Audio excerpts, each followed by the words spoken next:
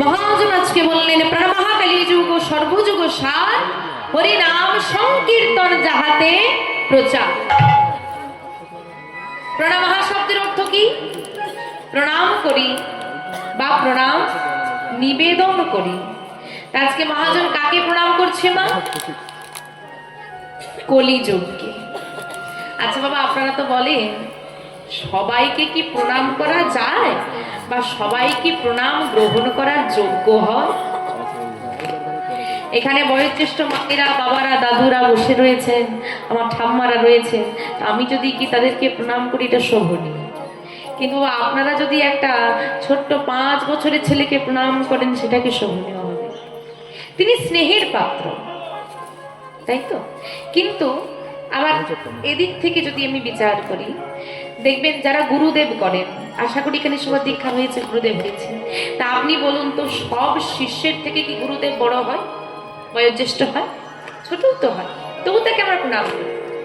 ব্রাহ্মণ, বৈষ্ণব আপনার থেকে যতই বয়সে কম হোক না কেন, আপনি তাকে প্রণাম করতে পারেন। কিন্তু এখানে বলা হচ্ছে কলিযুগকে প্রণাম করার কথা।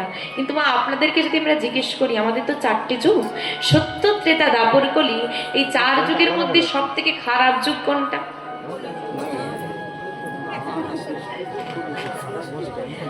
আপনারা কি বলেন, সব থেকে খারাপ কোনটা? সবাই কলি। এখন কেউ কিছু যদি ভুল করে বসে, বলে যুগটা কলি, আর কাকে কি ভুল, সব যুগের। ওই একটা গান আছে না, শুনবেন, দুনিয়াটা নয় রে বেঈমান। দুনিয়াটা খারাপ নয়, মানুষ খারাপ করে দিচ্ছে। তো আমরা তো সবাই বলে দিলাম কলিযুগ খারাপ। সত্যিই কি কলিযুগ খারাপ? যদি খারাপই বলি তো কতটা খারাপ? পদকর্তা তুলসীদাস লিখছেন যে কলিযুগ কেমন জানো?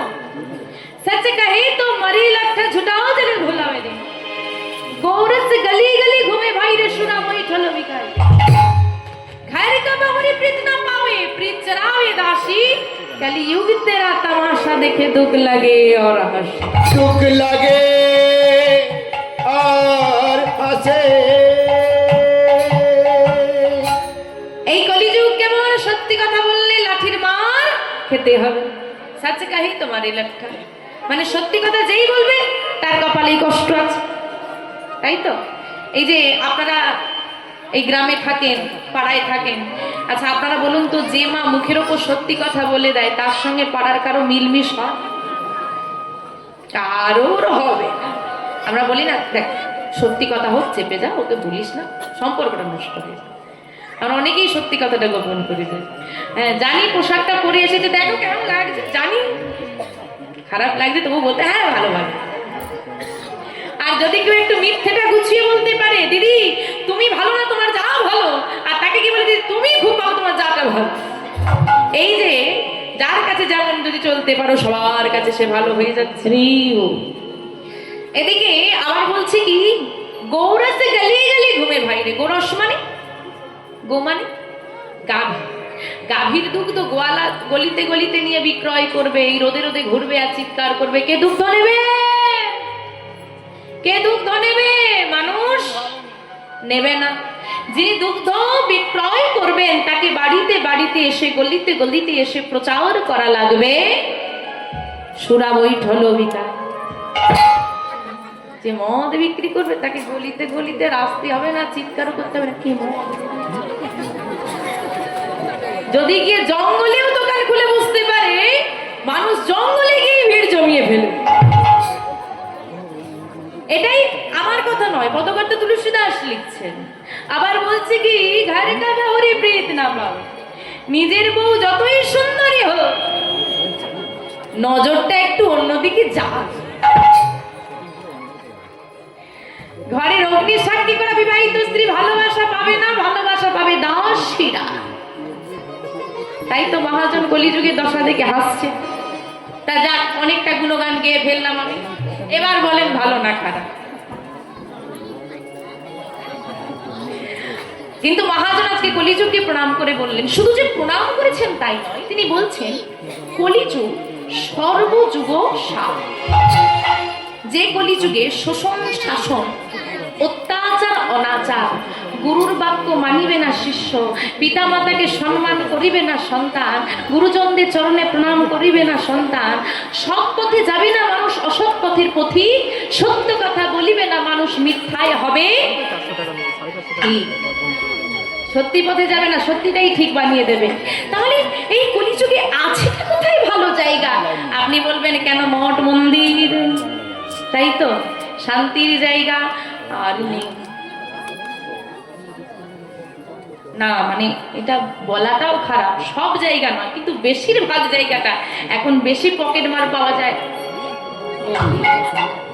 ঠিক না? এইবার কিছু কিছু মন্দির এরকম আছে যে বেশি অর্থ প্রদান করবে তাকে সম্মান দেবে, আর যদি দরজার সামনে এসে কেউ একটু বলে প্রসাদ দাও, এখন হবে না, যাও যাও, দুপুর হয়ে গেছে, বেলা গড়িয়ে গেছে, এরকমও মন্দির আছে, এরকমও জায়গা তৈরি হচ্ছে বর্তমানে। তো তাই বললেন, তারপরেও মহাজন বলছেন না, কলিযুগ সব যুগের সার। কেন বললেন? শাস্ত্রে বললেন, কৃতে যোদ্ধাতে বিষ্ণুতে তয়ং যজতে মুখৈ দাপরে পরিচর্যাম কলু তত হরি কীর্তন।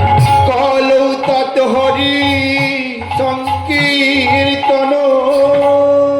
আমাদের চারটি যুগ, সত্য, ত্রেতা, দাপর, কলি।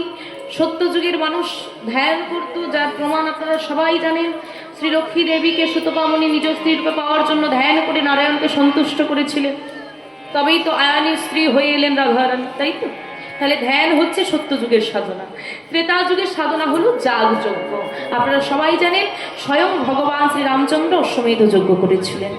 এরও দাপর যুগ, দাপর যুগের সাধনা হলো পূজা পরিচর্যা। আপনারা সবাই জানেন ভগবান শ্রীকৃষ্ণ তার মায়ের সঙ্গে যেত গিরি গোবর্ধন পূজা করতে।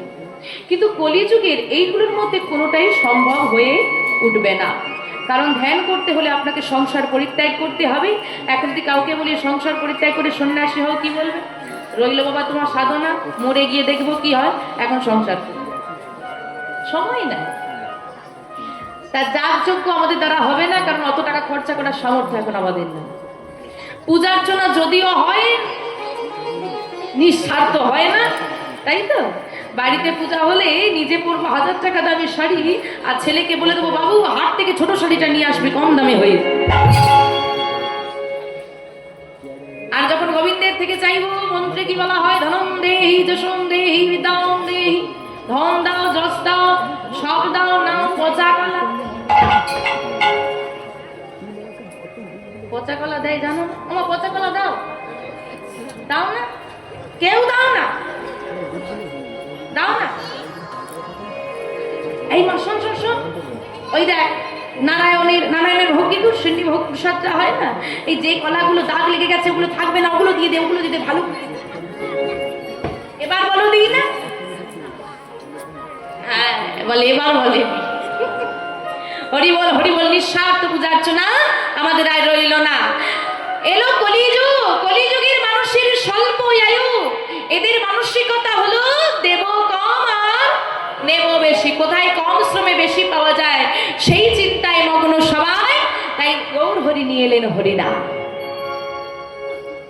যেখানে তোমাকে সময় দেখা লাগে না। পূজা করতে হলে নির্দিষ্ট সময় বিধি নিয়ম আছে। বললেন যদি তুমি বিধি মেনেও পূজা অর্চনা করো, 30 থেকে 32টি অপরাধ তোমার হবেই হবে। পূজায় অপরাধ আছে, প্রেমে কোনো অপরাধ না। সেই প্রেমের যুগ হলো এই কলিযুগ। কারণ আমরা সবাই জানি যতই কৃষ্ণ প্রণয় করে থাক গোপীদের সঙ্গে, বলা হয় না প্রেমের ঠাকুর কৃষ্ণ, বলা হয় প্রেমের ঠাকুর গোরাচাঁদ, যিনি যেচে সেদে প্রেমের প্রচার করেন।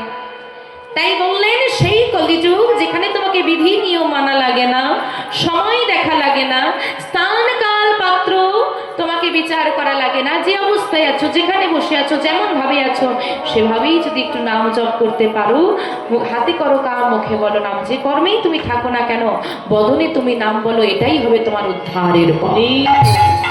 তাহলে কি করতে বললেন?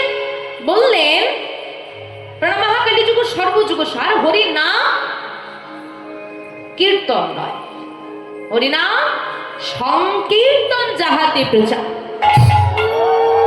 আজকে যেটা এই হরিবাসরে পরিবেশিত হচ্ছে, এটা হলো কীর্তন। এই কীর্তন প্রচার করেছিলেন বর্তমান যেটা বাংলাদেশ, ভারতবর্ষ নয়, বর্তমানে যেটা বাংলাদেশ, ওই বাংলাদেশের খেতুরি নামক স্থানে নরোত্তম দাস ঠাকুর প্রথম কীর্তন প্রচার করেছিলেন।